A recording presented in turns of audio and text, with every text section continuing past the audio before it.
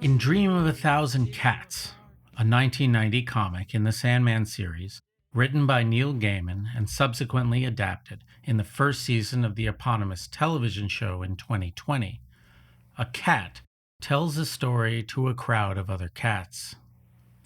Once upon a time, she says, enormous cats ruled the world, and humans were their servants, pets, and sometimes food. But then one day, a human, inspired by a dream, rose up and told the other humans that if only they believed, if only they shared the same dream together, then reality itself would change. In this new reality they dreamed into existence, humans would rule and cats would be pets. And it will have always been this way, and no one would remember that it had ever been any different.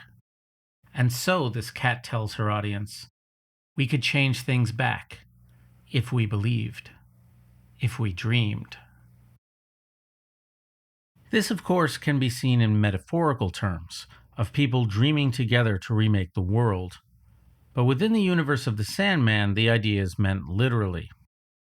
The notion that belief shapes reality isn't original to Gammon, but it's one that defines his major works and that he did much to help popularize in fantastic fiction over his 40-year career. In Gammon's work, old gods scheme for ways to get humans to believe in them again so that they might regain their former glory, while new gods come into being through humans' nebulous belief in things like technology or media. Gods take over small towns in order to make them into factories for their belief, and conspire to start wars and mass human sacrifice for their own glory and benefit. Donald Trump has sometimes been called the first postmodern president, and much of this has to do with Trump's, shall we say, loose grasp on the concept of truth. The long list of things Trump has said that are simply untrue is so vast it has its own Wikipedia page. But there's a moment in a recent interview that I think illustrates something fundamental about how Trump feels about facts and belief. In an interview with ABC News with Terry Moran in April, on the subject of Kilmar Abrego Garcia, a man Trump's own administration admitted was mistakenly deported to an El Salvadorian slave prison without trial or due process, Trump repeated a claim that the man had gang tattoos on his fingers. The main problem with this claim is that the picture of said tattoos is so obviously fake, it looks like it was done by a middle schooler who just discovered Photoshop exists, as Moran pointed out with a scoff. Oh yeah, that was Photoshop. And rather than address this objection at all, Trump simply moved to attack Moran as someone ungrateful for the opportunity to interview him, as a nobody he'd never heard of, and someone not very nice. Photoshop, Terry, you can't do that. Hey, they're giving you the big break of a lifetime. You know, you're doing the interview. I picked you because, frankly, I never heard of you, but that's okay. But I picked you, Terry, but you're not being very nice. He had MS-13 tattooed. We'll agree to disagree. Trump actually seems annoyed that the reporter won't just admit that the untrue thing is true because he said so. He's got MS-13 on his knuckles. All right. Okay? Well, we'll take a look at that. You do such a disservice. We'll take a look at that, Why don't sir. you just say, yes, he does, and, go on to something else? It's contested. For Donald Trump, truth is not some hard and fast thing that exists in objective reality. Instead, truth is a narrative. Those with status get to control the narrative, to tell people what to believe, and they, at least enough of them, will believe it because of the status of the person saying it. The reporter didn't have status, and therefore had no right to be questioning the narrative. And to do so was impertinent and showed disloyalty and ingratitude for the honor bestowed on him of the high-status person deigning to speak with him. When Trump in 2016 sent his press secretary out to repeatedly claim the crowd size at his inauguration was bigger than any other, the overwhelming evidence contradicting this claim didn't matter. The claim wasn't about evidence. It was about Trump's ability to overwhelm the media with his own version of the narrative, to create a belief, a new reality, out of sheer will. And when Trump, at the beginning of August 2025, fired the Commissioner of Labor Statistics, claiming his jobs report was inaccurate, it wasn't because he had some kind of counter-evidence that showed something different. It just didn't accord with the narrative that everything under Trump is the best and the greatest, and so now he can appoint someone who will tell him what he wants to hear, while his base dutifully devolves into conspiracy theories about how the deep state wanted to put out a fake jobs report without the slightest shred of evidence. Trump, in a way, behaves like one of the gods in Neil Gaiman's fiction, trying to shore up belief in worshippers in order to gain the power that bestows. If belief shapes reality, power goes to the people who can most shape belief. Like many, I was shocked when reports of Gammon's history of abusing women became public. I'd first encountered his comics when I was a teenager and became a bit obsessed, and I've read almost everything he's published. I've even met him a few times at various events where he's always been cordial and generous with his time and seemed to charm everyone around him. Gammon's mix of detached intellectualism, literary references, fantastic and romantic conceits, and wit has always appealed to a certain kind of bookish person. I'm not going to go in depth on the revelations about his behavior and the way he preyed on and abused vulnerable young women over the course of decades. For that, you can refer to Vulture's excellent article on the subject. For the purposes of this piece, the important thing is that Gammon's mixture of charm, narcissism, and abuse, as well as themes throughout his work, shares certain family resemblances with a certain president, among others, who, it should be noted, also has many credible accusations of sexual abuse, including with minors, not to mention the whole long-term association with the most famous child sex trafficker in memory. And that there's a background and worldview that both of them grew up steeped in different incarnations of, an ideological movement that tells its followers that what they believe deep in their hearts becomes real, but is more often just a means for leaders to use and abuse those followers.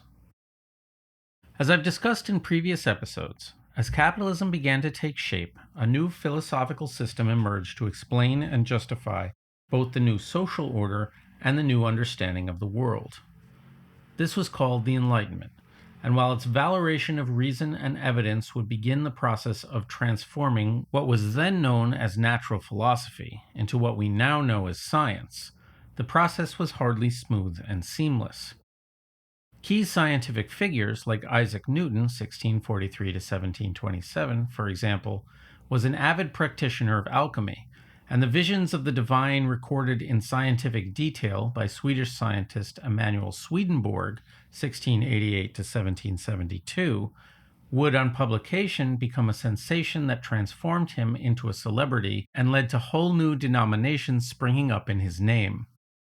In addition, following the Enlightenment, the 19th century saw philosophical and artistic reactions against the new rationality, including Romanticism and Idealism in Europe and Transcendentalism in the United States. Likewise, too, the United States saw a reaction against the old Calvinism that had long defined it, a theological system that denigrated idleness and pleasure-seeking and prescribed unceasing labor and mental vigilance against sinful thoughts as the path to salvation. Fundamentally, as the means of production transformed under industrialism, there was an ideological transition, as described in Each Mind a Kingdom, American Women, Sexual Purity, and the New Thought Movement, 1875 to 1920, published 2001, by Beryl Satter, between, quote, producer capitalism with its calls for self-denial and strenuosity, to consumer capitalism with its encouragement of spending and self-gratification. On top of this all, the medical field in particular at the time wasn't a source of great confidence in its science and rationality. To wit, in 1833, New England clockmaker Phineas P. Quimby was given calomel as a treatment for tuberculosis after bloodletting and various other methods of emptying him of fluids proved ineffective. Calomel contains highly toxic mercury, and as a result, after a few months, Quimby's teeth had fallen out. It's hardly surprising he began looking for an alternative. A friend suggested horseback riding might help him, but he was too weak to mount a horse, so rode in a carriage instead, only to find he had to run beside the stubborn horse to keep it moving. After he'd rested from this exertion, he found that he felt better than ever. After that, he continued to regularly exert himself and continued to improve. Soon, Quimby saw a demonstration by a practitioner of mesmerism, the hypnotic techniques of the German Franz Mesmer, who would make passes with his hands over someone and press body parts and attempt to heal them via animal magnetism, an invisible force permeating all living things. Quimby believed the healing effect of his exertions might have something to do with this animal magnetism, and he ultimately opened up his own medical practice for mesmerist techniques, for a time even employing a clairvoyant whom he would place into a mesmeric trance to diagnose illnesses. However, Quimby came to find his mesmerism unnecessary. Patients seemed to get better on their own, and it seemed the primary factor was simply the belief in their own healing. As one of his students would put it, faith is a force. Believing that I have the thing for which I am praying causes me to have it. Quimby expanded this into a belief system in which the individual and the divine were really the same thing, and therefore a person could correct any illness with the power of their own mind. Soon his treatment, per Bright-Sided, How Positive Thinking is Undermining America 2010 by Barbara Ehrenreich, became a kind of talking cure through which he endeavored to convince his patients that the universe was fundamentally benevolent, that they were one with the mind out of which it was constituted, and that they could leverage their own powers of the mind to cure or correct their ills. He considered this the science of life and happiness, and proposed that the miracles of Jesus stem simply from him being able to leverage these sorts of human mind powers. Now, at this time, science was still not the professionalized realm of study we think of it today, and major scientific studies could still be made by people without much formal education, such as Michael Faraday, 1791 to 1867, whose work revolutionized the understanding of electromagnetism. And the truth is, Quimby really had stumbled upon an actual scientific principle. It just wasn't the one he thought it was. The placebo effect is a phenomenon where people given a fake treatment for an ailment get a real result. For example, you have 3 groups of people in a study with some ailment. One you give medicine, another you give a sugar pill that you tell them is medicine, and a third you give nothing at all. The placebo effect is when more of the people who receive the sugar pill have their ailment alleviated than the people who receive nothing at all. The thing is, the placebo effect is widely misunderstood in popular media. There's a sense in our culture that the placebo effect can cure anything and prove some kind of underlying power of the mind over the body. However, as Ted J. Kapchuk of Harvard's program of placebo studies told the Wall Street Journal in 2012, right now I think evidence is that placebo changes not the underlying biology of an illness, but the way a person experiences or reacts to an illness.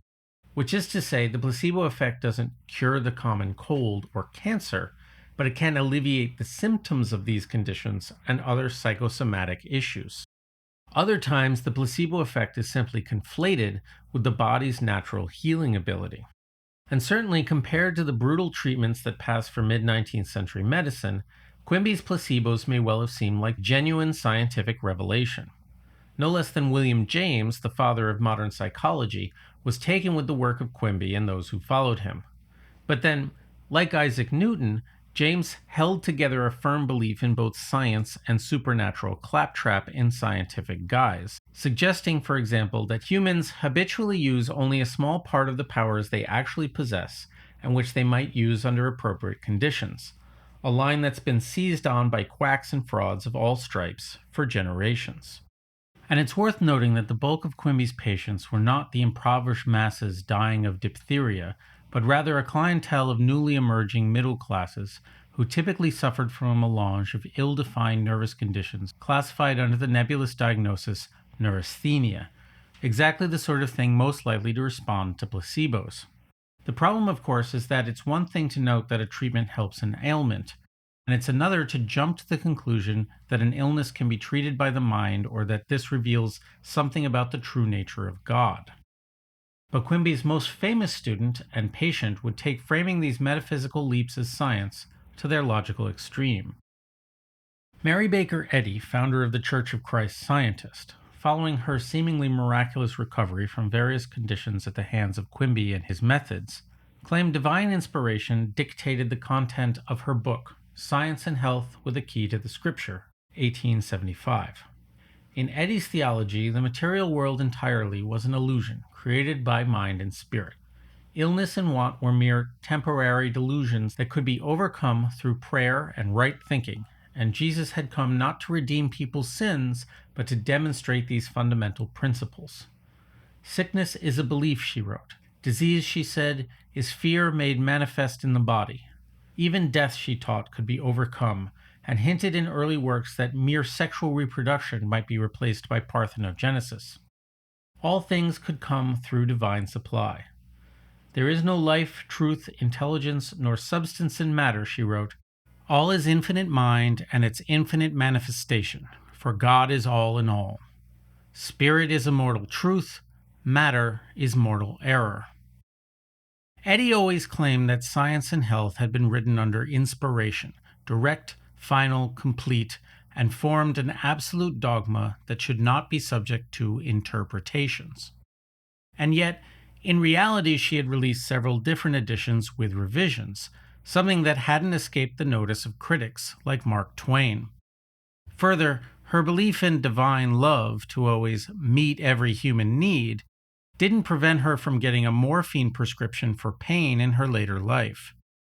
Eddy was, in a word, a fraud, and one whose belief system has been responsible for an unknown number of deaths and debilitations, including of children, as Christian scientists refused or delayed necessary medical treatment, preferring to rely on prayer and faith healing. It's worth pausing for a moment to grapple with the implications of Eddy's belief system. In Christian Science, illness is the result of bad thoughts and beliefs. If you get sick, the blame is on you, and if you cannot get better, then it's your fault for not believing in your wellness hard enough.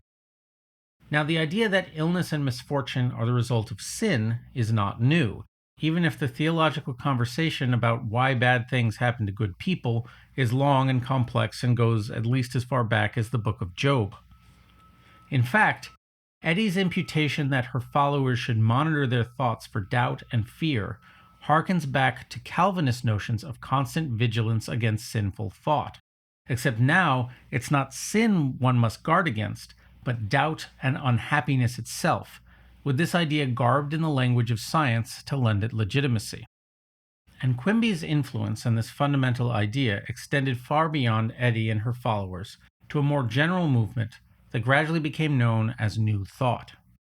In 1889, Charles and Myrtle Fillmore began publication of the magazine Modern Thought, which became the foundation of what would become known as the Unity Church. Charles Fillmore instructed his disciples to hold a thought in their mind and repeat it in order to create mental discipline, describing his work as lessons to be applied as one applies mathematical rules. However, by the end of the 19th century, modern medicine had begun to radically improve with the advent of new ideas like germ theory. New Thought's focus in turn began to shift away from illness and the so-called mind cure and towards something more nebulous and financially rewarding: prosperity. Of course, the New Thought promulgators had always held that material rewards were just as much a product of will and spiritual magnetism as disease. Fillmore, like Eddy, taught that aligning oneself with the divine and limitless supply of the universe would yield financial and spiritual rewards. From 1886 until his death in 1891, journalist Prentice Mulford released pamphlets in which he would inspire what's now known as the law of attraction, coining the soon ubiquitous New Thought phrases, "thoughts are things," and "the mind is a magnet." For Mumford, one's thoughts quite literally reshape the world around you. Quote, "When you say to yourself, 'I am going to have a pleasant visit or a pleasant journey,'" Mulford wrote, "you are literally sending elements and forces ahead of your body that will arrange things to make your visit or journey pleasant. When before the visit or the journey or the shopping trip you are in a bad humor, or fearful or apprehensive of something unpleasant, you are sending unseen agencies ahead of you which will make some kind of unpleasantness. Our thoughts, in other words, our state of mind, is ever at work fixing up things, good or bad, in advance." As the 19th century gave way to the 20th, a parade of titles by various authors found publication promising the secrets to material success based on New Thought principles, with one of the earliest and most influential being How to Succeed, 1896, by Orison Swett Marden. Marden's recommendation for prosperity: never admit defeat, always feel powerful, think success. Marden also warned strongly against what he called overculture and wider outlook, which is to say too much learning and education, which risked a, quote, weakening of self-confidence and the development of timidity. Instead, one should simply plunge ahead where the more cultured man would hesitate. This despite the fact that Marden himself had a degree from Harvard. Marden would be followed by examples like The Power of Will, 1907 by Frank Haddock, and its sequel, The Power of Success Through Culture of Vibrant Magnetism, 1918, The Secret of Success, 1908 by William Walker Atkinson, under the pen name Yogi Ramacharaka, and The Science of Getting Rich, 1910 by Wallace D. Wattles, and many others. Meanwhile, in the 1890s, Minister EW Kenyon was exposed to New Thought and brought its ideas into Pentecostal Christianity. The theology that emerged from this framed God's desire to perfect rather than simply redeem his followers as a kind of legal contract, wherein belief and atonement granted one access to divine healing and material rewards. And, as with Quimby, imagine they might allow one to access Christ-like superpowers. Those material rewards began to be referred to in terms like a person's rights and privileges for what was owed to them by God, and Kenyon's theology became known as prosperity gospel. In Jewish tradition, as described in the Bible, Jews were commanded to give 1/10 of the crops they grew to the priests, who are also effectively part of the governing body beneath the king, as a kind of tax, along with a second tenth meant to be given to the poor, or depending on the year, eaten at the temple or exchanged for money to spend on food at the temple. This is known as tithing. After the Jewish temple was destroyed in 70 CE and the priest caste lost its obligations to it, rabbis are not priests, formal tithing was abandoned, though in many Jewish communities there's still a tradition of giving 10% of your income to charity. However, at least as far back as the Council of Tours of 567, Christians have been instructed to practice tithing by giving to the church. In prosperity gospel, this practice took on a contractual relationship, where by giving money to the church, one could guarantee rewards returning to them many-fold over. Preacher A. Allen, 1911 to 1970, took this to particular extremes, writing a story, for example, called God Told Me to Mortgage My Home, in which he described the tale of someone who mortgaged their home to give the money to Allen, and in return was granted all manner of earthly rewards. Prosperity preachers took off in the era of televangelism in the 1970s and amassed fortunes and commensurate mansions and private jets, the implication being that these are the rewards for their faith and not merely for convincing millions to send them huge amounts of their income on a prayer. The destitution and desperation of the Great Depression gave New Thought fertile ground to work, with its promises of miraculous wealth and success without needing to focus on anything but your own mind. The most quintessential example, and perhaps the most successful from the era, is con artist Napoleon Hill's Think and Grow Rich, 1937. Following a career marked by mail fraud and a scheme where he founded a so-called automobile college that used students to assemble vehicles for a car company without paying them, which, upon the bankruptcy of the car company, transformed itself into an early multi-level marketing scheme in which students would sell courses to prospective students in exchange for a commission, and then, when that went bust, he founded an advertising school and immediately turned around and attempted to sell shares in the school for wildly inflated prices. Following that, he opened a sham charity that supposedly sent educational materials to convicts, which turned out to only be his own books and courses. A Trumpian figure, in other words, if ever there was one. After publishing a number of questionable self-help books, beginning with the 8-volume The Law of Success, 1925, Hill finally hit pay dirt in 1937 with Think and Grow Rich. From its opening, the book brims with outright lies, most notably the claim that he was given the secret of success by famed steel magnate Andrew Carnegie, a man he'd never actually met. But more striking to me are the things that anyone should have recognized as nonsense, like that President Woodrow Wilson passed on this secret to every soldier who fought in the First World War. Now, the war had only been over for 19 years at that point, so there were plenty of veterans still around one could tap on the arm and ask if they'd ever gotten such a thing. Meanwhile, the actual content of the book is essentially a reheat of Mulford. Thoughts are things, Hill tells his readers, and then in all caps, all impulses of thought have a tendency to close themselves in their physical equivalent. Why? When faith is blended with thought, the subconscious mind instantly picks up the vibration, translates it into its spiritual equivalent, and transmits it to infinite intelligence, as in the case of prayer. The popularizing of the notion of the subconscious mind, new in the late 19th century, had quickly been picked up by New Thought practitioners and incorporated as part of the scientification of their ideas. Meanwhile, the notion of vibrations as a medium of transmission came from New Thought teacher Florence Scovel Shinn, 1871 to 1940, and would likewise quickly become a ubiquitous feature of the movement and of the New Age belief systems that followed it, and was influential enough that folks today casually refer to people's vibes. Hill's prescription for success, like Kenyon, Martin, Mulford, and so on, took the form of training the mind chiefly through the repetition of affirmations and visualization. Hill told his readers to, quote, hold your thoughts on money by concentration or fixation of attention with your eyes closed until you can actually see the physical appearance of the money. Do this at least once a day. Another chapter, Hill says, should be read in its entirety aloud every night. Think and Grow Rich is still among the best-selling self-help works of all time. However, the book that did the most to popularize New Thought and its credos of the power of right thought was Norman Vincent Peale's The Power of Positive Thinking, 1952. A preacher by training, during the Great Depression, Peale had tried to mix theology with psychology by founding a psychology clinic with psychologist Smiley Blanton. As a young man, Peale had been influenced by the New Thought book The Creative Mind and Success, 1922, by Ernest Holmes, who referred to his teachings as, quote, the science of the mind, and became an avid reader of Napoleon Hill. Hill had de-emphasized New Thought's association with Christianity, though he did credit his secret's power to the infinite intelligence and made some obligatory rumination, like Quimby, on Christ's miracles as a function of the power of his faith.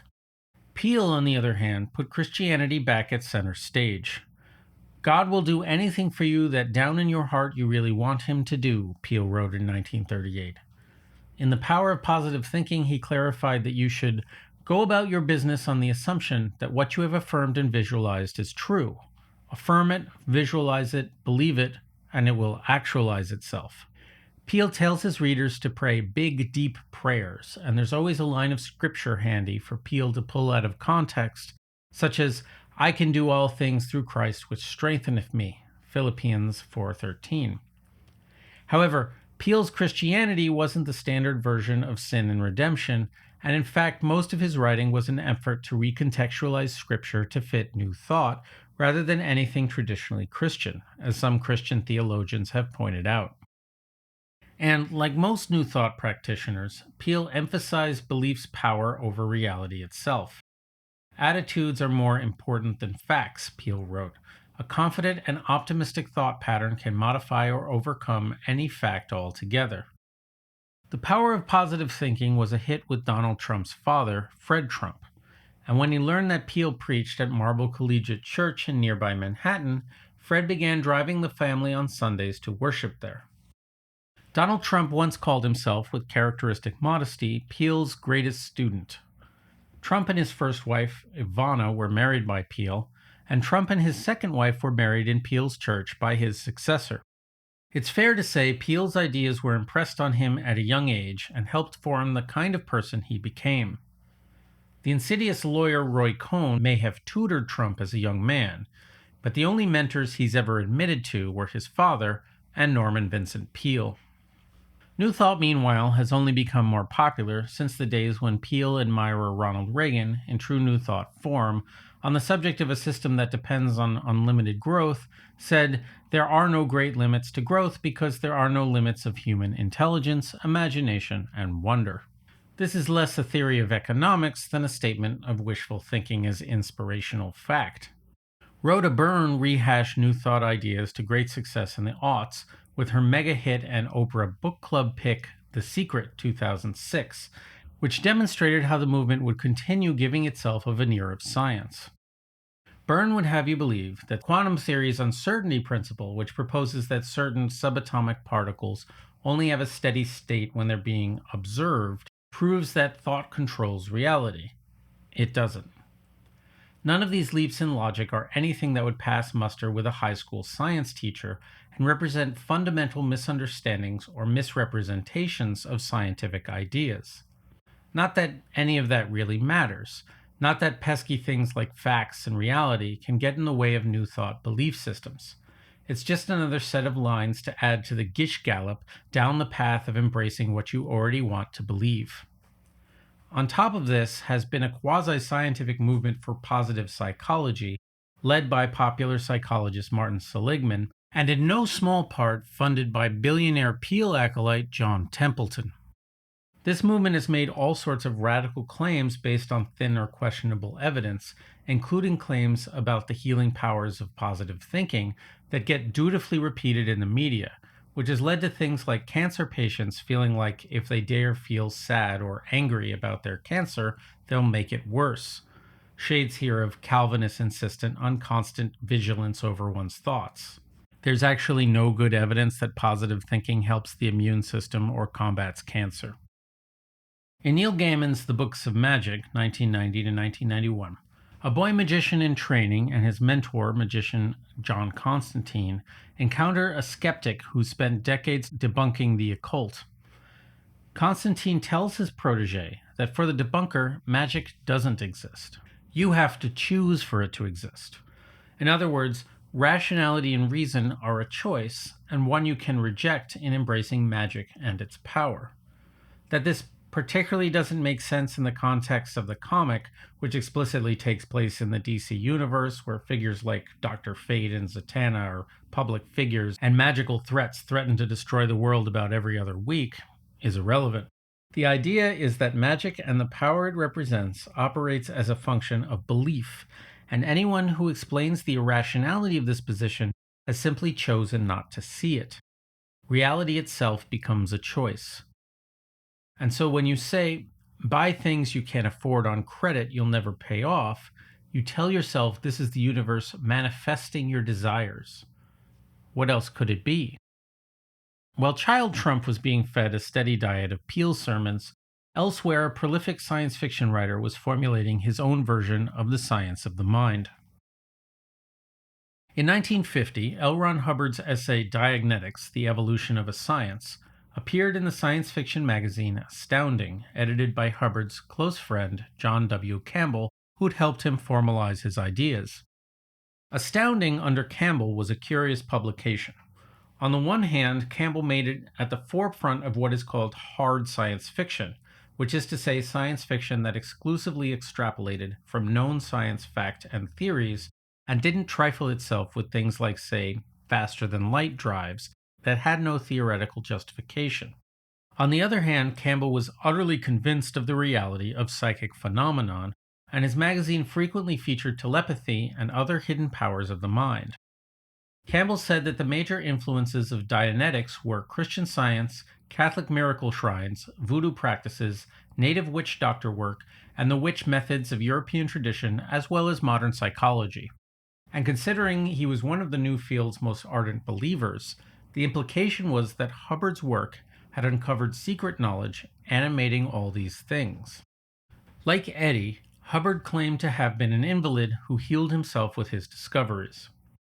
Principally, Dianetics, and the religion of Scientology that grew out of it, teaches that the subconscious mind, or reactive mind in Hubbard's parlance, is bound by something called engrams that are created by traumatic events. By submitting to auditing with a practitioner using a device called an e-meter that supposedly measures emotional reactions, but in reality just measures the electrical conductivity of the skin, which can change with emotional arousal as part of the sympathetic nervous system, a person is told to recall traumatic experiences and through doing so banish their engrams and become clear. And once becoming clear, a person can, through a series of mental exercises, access and process engrams of past lives, ultimately banishing them as well to ascend to the level of an operating thetan, at which point they will command tremendous powers over the world around them. These included perfect recall, clairvoyance, telepathy, telekinesis, healing, controlling others at will, or even the power to cut someone in half at a glance. A person could thus unlock all the supposedly latent superhuman abilities that Campbell believed in, and far more. And this was, of course, because the physical world is merely an illusion created by the human spirit. Much has been written about Scientology's wall of fire, the level at which members learn the secret that apparently millions of years ago, the space tyrant Xenu murdered billions of people whose souls cling to humans as body thetans, causing all manner of ailment and distress. Fundamentally, though, this is simply the most outlandish part of a system of thought, designed to take heaping doses of new thought, psychotherapy, and various sorts of spiritualist nonsense, and reframe it in science fictional terms. Even the E-meters are very much a science fictional contrivance, with only the thinnest relationship to actual science. Hubbard himself seemed to suffer from paranoia and perhaps schizophrenic delusions, with one judge in a lawsuit against him characterizing him as a pathological liar, charismatic and inspiring, but also subject to egoism, greed, avarice, lust for power, and vindictiveness and aggressiveness against persons perceived by him to be disloyal or hostile. In other words, another essentially Trumpian figure. In the 1960s, David and Sheila Gayman converted to Scientology and gave up their jobs to move a mile away from the English headquarters of the religion. There, David Gammon rose to become head of worldwide communications for Scientology and its public face in Britain. In that role, one of his chief tasks was maneuvering to undermine and discredit any of the religion's detractors. He also began a vitamin supply business, which was convenient since many of Scientology's processes called for huge intakes of vitamins, which resulted in the family earning a fortune. Their son, Neil, was reported as going clear in 1978 at the age of 17, and had reached the level of OT3, the wall of fire, by his early 20s, highly unusual for someone so young. As an adult, Neil Gammon has left Scientology, but he hasn't made any public disparagements of it, which perhaps isn't surprising considering his sister's ex-wife and 3 of his children are still heavily involved in the religion, and speaking out in the religion gets one declared as a suppressive person and cut off from family members and loved ones. His novel The Ocean at the End of the Lane, 2013, is his most autobiographical about his childhood, and while Scientology is notably absent from it, the father character at one point nearly drowns the child lead character in a bathtub while the nanny with whom he's having an affair watches, something that appears to be based on a true event. Much like Trump, Gammon seems to hail from a household with a father figure who was, if not always physically, at least emotionally and psychologically abusive. This is not, of course, in any way to excuse their behavior, merely to help explain it. Victims of abuse are more likely to become abusers themselves, but they are no less culpable and responsible for that abuse. Organizations like Scientology and movements like New Thought in part enable abuse by positioning their leaders as more morally advanced than their followers, and therefore harder to question or report when such crimes are committed. This is, of course, the same dynamic as with the rampant child abuse by Catholic priests. Hierarchy is key to any such system, and as I've discussed at length in previous episodes, the reinforcing and defending of hierarchies is a politics of conservatism. Gammon always painted himself as a progressive, and I don't think there's necessarily a reason to question his support of gay or trans rights or refugee rights and so on, just because he's an abusive monster. These things can both be true. Trump, on the other hand, seemed to once have courted Democrats as a matter of convenience in New York and Hollywood politics, and stopped as soon as he began his own political career.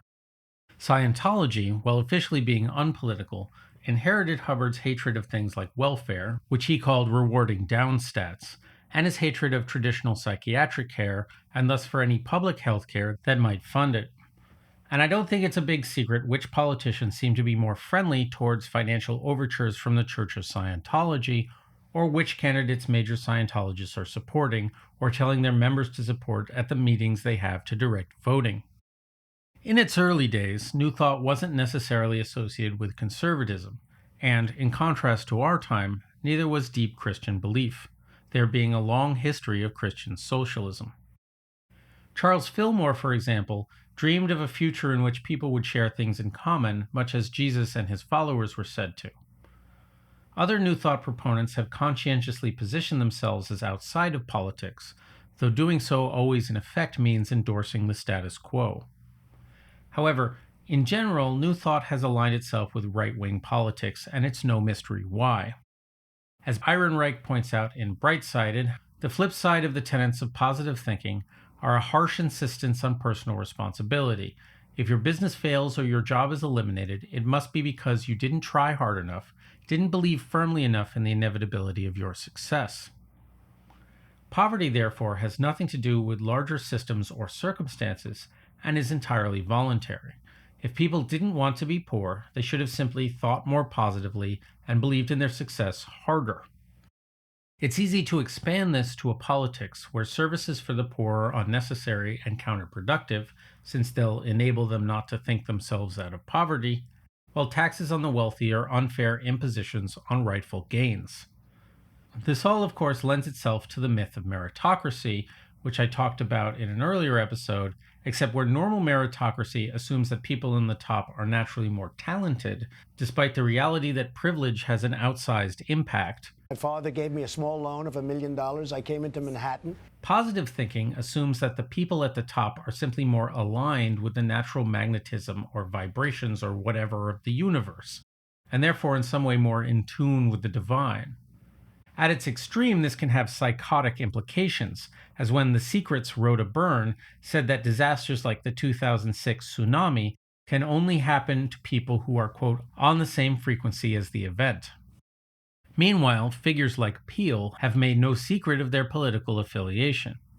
In 1938, Peale gave a speech at an anti-communist rally that was also described as anti-Semitic and had in attendance the leaders of the pro-Nazi German-American Bund. In 1942, he was the chairman of the National Committee to Uphold Constitutional Government, a group dedicated to opposing the New Deal policies of Franklin Roosevelt. In 1960, Peale opposed the election of John F. Kennedy, saying, quote, faced with the election of a Catholic, our culture is at stake. Peale was personal friends with Richard Nixon, and as noted, Ronald Reagan was an admirer. Further, New Thought gurus tend to encourage their followers to disconnect from the news and current events, which will only bring down their positive mindset. But of course, this disengages people from what's actually going on and their ability to make up an informed electorate. One might, for example, not know that Trump's mass tariffs have been body slamming the economy and just be impressed by how he projects himself and talks like a positive thinker and also doesn't like immigrants very much. You become, in other words, vulnerable to grifters and charlatans, inclined to see their narcissism and megalomania as simply evidence of personal positivity and good vibrations. And it's tempting to believe this is all New Thought is, an elaborate grift designed to make people more susceptible to further grifts. A population of temporarily embarrassed millionaires are going to be less likely to question their billionaire overlords, less likely to think maybe they shouldn't have so much power in an ostensibly democratic society, more likely to accept that successful people always deserve their success and that some people's dominance over others is somehow natural and justified. As Ehrenreich notes in Bright-Sided, in the best-selling book Secrets of the Millionaire Mind 2005, author T. Harv Eker implores his readers to, quote, place your hand on your heart and say, I admire rich people. I bless rich people. I love rich people. And I am going to be one of those rich people too.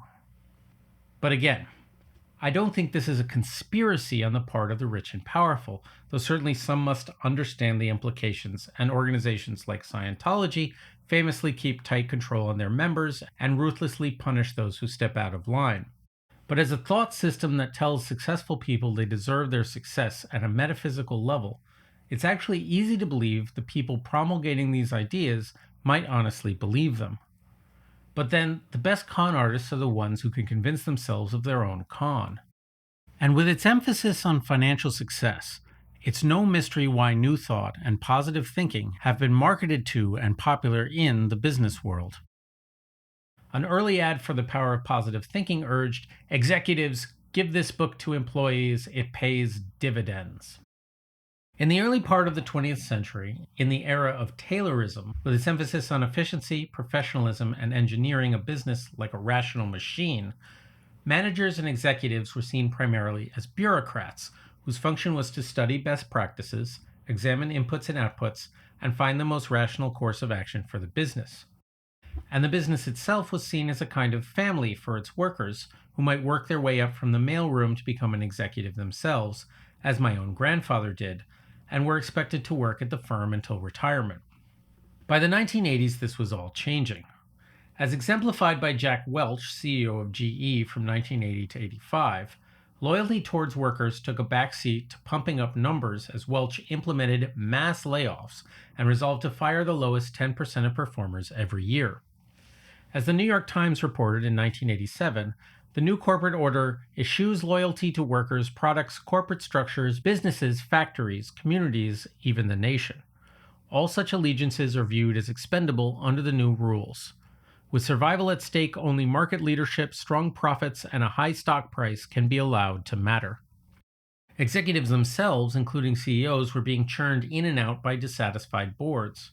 But at the same time, the new lure of stock options allowed executives to become fantastically wealthy. CEOs ceased to be viewed as administrators and came to be seen and to see themselves as charismatic visionaries. And with that, finding rational solutions through research and study became replaced with trusting your gut and relying on revelations produced by the leader's inherent genius. Per Ehrenreich, as Businessweek put it in 1999, who has time for decision trees and 5-year plans anymore?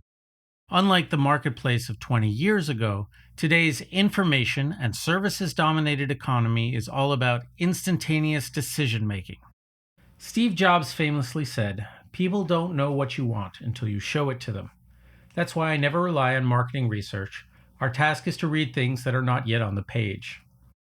And this quote is often used as a cudgel on people who would question a leader's decisions. Startup founders stroll into the offices of venture capitalists less with figures and studies of market potential and sensible projections, but with elaborate fantasies of changing the world that feed the VC's dream of not just investing in a successful business, but in the next huge platform monopoly that will redefine society. And there's no bigger proponent of this, what we'll charitably call intuitive form of leadership, than Donald Trump. "I play it very loose," Trump says in The Art of the Deal. "You can't be imaginative and entrepreneurial if you've got too much structure. I prefer to come to work each day and just see what develops." He says he just wings it and things will work out. Positive thinking became used by these positive thinking enthused leaders as a way to attempt to soothe the impact of the harsh new corporate climate, as they fired every third person and then put up inspirational posters in the halls to cover the psychic wounds, per Brightsided.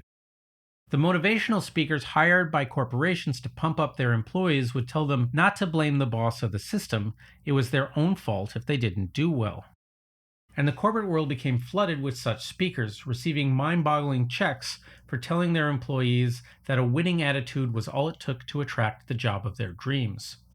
Insipid books like Who Moved My Cheese, 1998, circulated in corporate circles and became bestsellers, telling the story of mice who learn not to get upset when outside forces move their cheese away, but to visualize the cheese in their mind, because imagining myself enjoying new cheese even before I find it leads me to it. Countrywide Mortgage, which found itself at the forefront of the 2008 subprime mortgage crash, was well known for a culture that punished negativity, like, for example, anyone saying that maybe there was a real estate bubble or their financial practices weren't sustainable.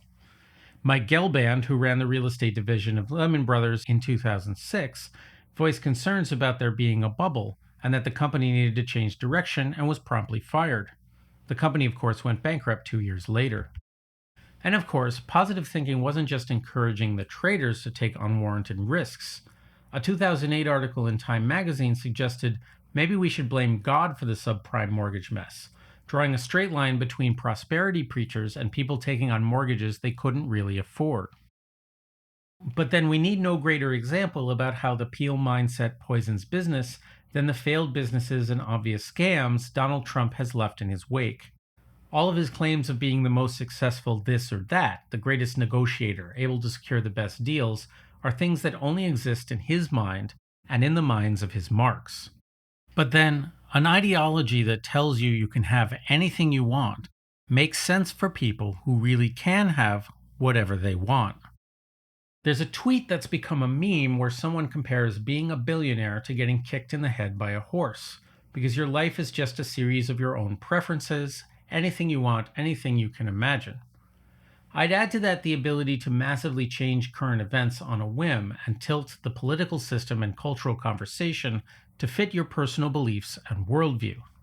As Neil Gaiman once told one of his victims, "I'm a very wealthy man. I'm used to getting what I want." Banking expert Steve Eisman suggested rich people have hedge fund disease. The symptoms are megalomania plus narcissism plus solipsism. If you're worth $500 million, how could you be wrong about anything? To think something is to make it happen. You're God. Why shouldn't Trump believe in the power of positive thinking? His strategy has proven Teflon to multiple bankruptcies and literally put him in the White House twice. Why wouldn't he believe that the universe is his to manipulate, and the primary things standing in his way are nasty people and their nettlesome negativity? Why shouldn't he say, draw a new path for a hurricane with a marker on a map, if that's where he thinks it should be going? Attitudes can overcome any fact. Economist Thomas Piketty opens his book Capital and Ideology, 2019, with "Every human society must justify its inequalities. Unless reasons for them are found, the whole political and social edifice stands in danger of collapse." This echoes something Karl Marx said, that the ideas of the ruling class are, in every age, the ruling ideas. In medieval times, people talked seriously of the divine right of kings, and English words like noble and gentleman descend to us from a culture in which the natural and rightful superiority of the nobility was taken as fact. As I discussed in Elon Musk Wokeness and the Myth of Meritocracy, today people refer to meritocracy and the genius of our wealthy elites with the same unthinking assumptions, the divine right of kings replaced by social Darwinism and a deference to special people and their special gifts. Conservatism is the name we give to the political tendency to defend these assumptions and the supposedly natural hierarchy they represent. In no small part because of how well they reinforce these hierarchies, New Thought and positive thinking have mutated and metastasized throughout culture, helping the rich to believe they deserve their riches, and for the not rich to believe that one day they might too. It's adapted itself to Christian fundamentalism, New Age spiritualism, Scientology, suburban Oprah-watching housewives, and hyper-capitalist social Darwinist tech and finance bros. You'll find it everywhere, from political speeches to your buddy telling you that putting $20 in your pocket will attract more money. In the age of Trump, in many ways, American culture has become a culture of positive thinking, as we descend ever further into mass inequality and cultural enshittification. In Neil Gaiman's Sandman series, 7 beings beyond gods embody core aspects of life and reality: destiny, desire, despair, delirium, death, destruction, and dream, the titular Sandman. Of these, the only ones who seem to have any sort of empathy are death, destruction, and despair. Where another writer might have had one of these beings represent love, Gammon has no time for such sentimentality. Instead, in one issue, he has a character tell us, love is no part of the dream world. Love belongs to desire, and desire is always cruel. In a poem in his online journal, Gammon once wrote, "I don't think I've been in love as such," and ends with, "For me, love's like the wind unseen, unknown. I see the trees are bending where it's been. I know that it leaves wreckage where it's blown. I don't know what I love you means. I think it means, don't leave me here alone." When the story of Gammon's misdeeds broke, much attention was paid to the story Calliope from the Sandman, in which a failed writer captures and repeatedly rapes a Greek muse in order to gain her power of storytelling. But this writer, who is ultimately horrifically punished by Dream, is perhaps far less interesting a lens on Gammon's psychology than Dream himself. In perhaps the series' most iconic storyline, Dream is made to feel regret for having condemned a woman to hell for the crime of rejecting him thousands of years ago. He arrives in hell to free her, only to find that Lucifer has let everyone out and is abandoning the place because he's tired of all the torturing already. In the comic, when Dream and the woman are finally reunited, she screams at him and hits him, but after he seems to apologize sincerely, she says she forgives him and gives him a kiss, though still refuses his offer to be with him. The TV show, to its credit, is far less forgiving. When Dream says he still loves her, she says, "How could anyone who truly loved me do what you've done to me?" By the end of the series, Dream finally leaves one too many corpses in his wake, finds himself betrayed by those he may have loved, and commits what might be described as a complicated form of suicide. "Sometimes I suspect," Dream tells us, "that we build our traps ourselves, then we back into them, pretending amazement all the while." This is a story about how sad it is for someone to have immense powers over others and a kingdom at his feet where reality itself does his bidding, but still has to follow rules, has people who won't do what he thinks is good for them, and has keenly felt desires that seem to always lead to suffering. This is a world where desperate gods scheme for believers to shore up their power for power's sake, where Lucifer abandons hell not because he feels any compassion for the damned, but because he's tired of their annoyance, and where often the only warmth you're liable to find is in the arms of death. Belief may change reality in Gammon's universe, but belief in the end is just a function of how the powerful maintain their power over mortals. The powerful then use that power to abuse us as they wish, to cast us into hell, to take our children, or murder millions. And there's no question of whether this hierarchy of power is right or wrong. It simply exists. It's just the way things are. But then, what are laws? What are nations? What are corporations and institutions and norms but things people have dreamed up and that we, on some level, all collectively agree to believe in? New Thought, in the end, is just another more drastic way in which the powerful try to convince us that things are supposed to be this way, that what happens to us is not only what we deserve, but what we really wanted all along. But the truth is that the power of belief, the beauty of it, isn't about how it can attract material greatness for yourself.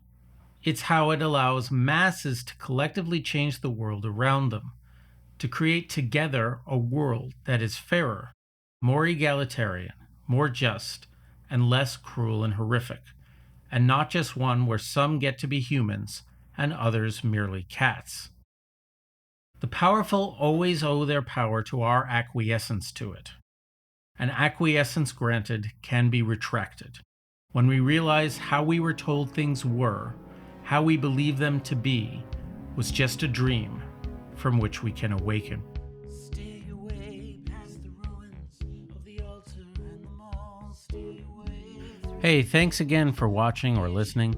You can support this project at patreon.com/Eric Rosenfield, where for as little as $1 an episode, you can get early access, ad-free videos, exclusive author's notes, and other stuff.